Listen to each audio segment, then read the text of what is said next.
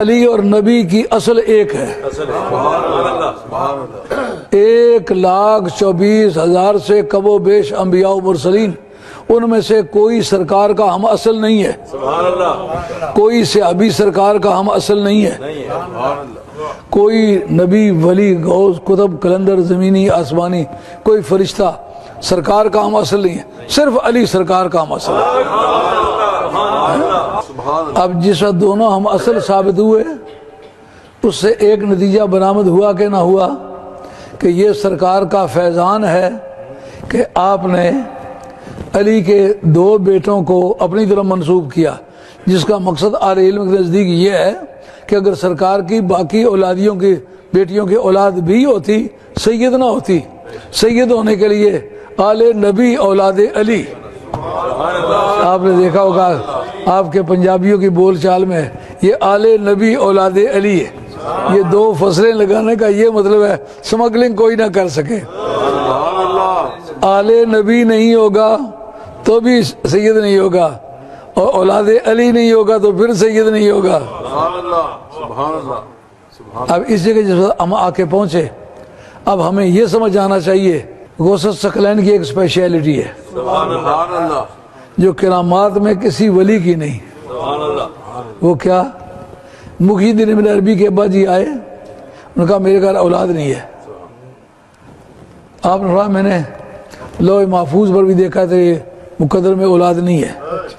ان کا وہ بھی صاحب نظر آدمی تھے، انہوں نے کہا میں بھی دیکھا ہے میرے مقدر میں اولاد نہیں ہے، پر آپ اپنے ایک جملے کو یاد کریں، انی ارد القضاء بعد ما ابرم، میں اس وقت تقدیر کو ٹال دیتا ہوں جب اٹل ہو جائے۔ یا آپ اپنے یہ الفاظ واپس لیں، یہ واپس نہیں لے سکتے تو پھر مجھے لوح محفوظ پر لکھا ہوا نہ ہونے کے باوجود پھر دلائیں۔ آپ نے فرمایا کہ میری پشت میں ایک بیٹا باقی رہ گیا ہے، میری پشت کے ساتھ پشت لے کے رگڑو، میں وہ اپنا بیٹا تمہاری پشت میں منتقل کر دیتا ہوں۔ لوگ کہتے ہیں اس کا ثبوت لاؤ۔ یار جس طرح سرکار نے اپنی اولاد کو علی کی پشت میں منتقل کیا، اسی طرح حضرت غوث ثقلین نے اپنی اولاد کو اس کی پشت میں تو منتقل کیا۔ یہ اولیاء اللہ میں کسی دوسرے بزرگ کی یہ اسپیشلٹی نہیں ہے، حضرت غوث ثقلین کی یہ شان ہے۔ اس وقت اگر دونوں ان کی پیدائش سے پہلے تھے تو کرتے کیا تھے؟ سرکار کا نور بھی اور علی کا نور 14,000 برس پہلے تھے تو ایسے آئیڈل بیٹھے تھے، بے روزگاری کا زمانہ تو ادھر نہیں تھا، خالی کچھ کرتے رہے۔ کیا کرتے رہے؟ کہا سرکار دو عالم السلام نبیوں میں نبوت بانٹتے رہے اور علی ولیوں میں ولایت بانٹتے رہے، اور ان کا فنکشن کیا تھا؟ جب پہلے نبی کی تعلیمات ختم ہو جائیں، نئے نبی کی تعلیمات ابھی آئی نہ ہو، تو اس پیریڈ میں ان کا کام یہ تھا کہ دین کا اصلی سٹرکچر جو ہے برباد نہ ہونے دینا، ان کا کام یہ تھا۔ یہ خلافت باطنہ اس کا نام ہے۔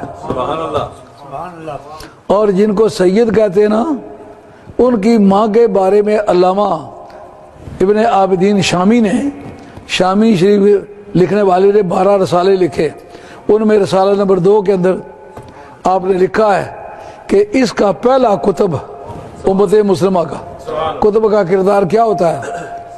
آپ کو شاید یہ بات یاد نہ ہو، میں تو دیہات کا رہنے والا ہوں، پانیوں کے کناروں پر لوگ پرچکیاں لگایا کرتے تھے جس کو جندر کہتے تھے، بعض علاقوں میں کراٹ کہتے تھے، ہاں کراٹ بھی کہتے تھے، جندر بھی کہتے تھے۔ تو پن چکی یعنی پانی والی چکی اس کا وقف ہے۔ تو اس میں ایک اوپر والا پارٹ ہوتا تھا، ایک نیچے والا، یہ دونوں پتھر ہوتے تھے، لیکن نیچے والے پارٹ میں ایک کیلی ہوتی تھی اس طرح، اور اوپر اس کے ایک جیسے ٹوپی ہوتی ہے نا ہیلمٹ، یہ موٹر سائیکل چلانے والوں کا، اس طرح کی ٹوپی اس میں ہوتی تھی جو لکڑی کے کسی کھول میں اس کو فکس کیا گیا ہوتا تھا۔ وہ جو نیچے والی کیلی ہے نا، وہ اوپر والے پارٹ کو پھراتی تھی، لیکن اس وقت تک اوپر والا پارٹ پھر سکتا ہے جب وہ کیلی سلامت ہو۔ اس کا نام اصل میں کتب ہے، جو کائنات کے تمام نظام کو باطنی طور پر سہارتا ہے، اس کا نام ہے کتب۔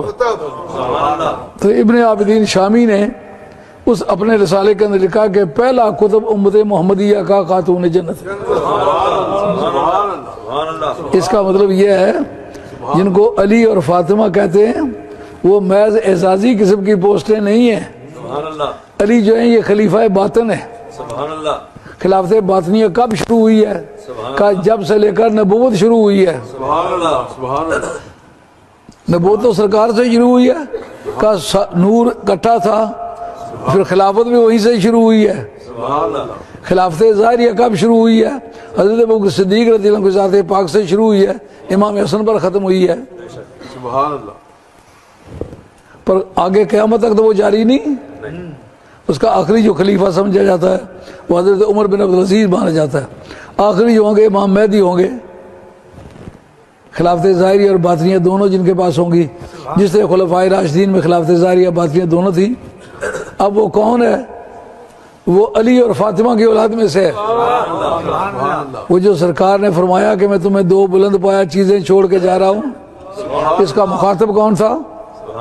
ابوبکر صدیق تھے نا، عمر فاروق تھے نا، عشرہ مبشرہ تھے نا، عثمان غنی تھے نا۔ یہ چھوٹی چھوٹی کے اکابر صحابہ، ان کے سامنے یہ کیوں نہیں کہا کہ میں ابوبکر تم میں چھوڑ کے جا رہا ہوں، میں عمر تم میں چھوڑ کے جا رہا ہوں؟ اس کی وجہ کیا تھی؟ اس کی وجہ یہ تھی کہ سرکار کو پتا تھا ان کی کتنی بھی بڑی شان ہے لیکن ان کے ساتھ خاص ہے۔ جب یہ دنیا سے چلے جائیں گے ان کی اولاد میں اس روانی کے ساتھ یہ فیضان نہیں رہے گا، مگر جہاں تک میری فاطمہ کی اولاد کا تعلق ہے اب سے یہ شروع ہوگا اور قیامت تک یہ کہ بعد دیگرے، کبھی ایک غوث کبھی دوسرا غوث، کبھی ایک قطب کبھی دوسرا،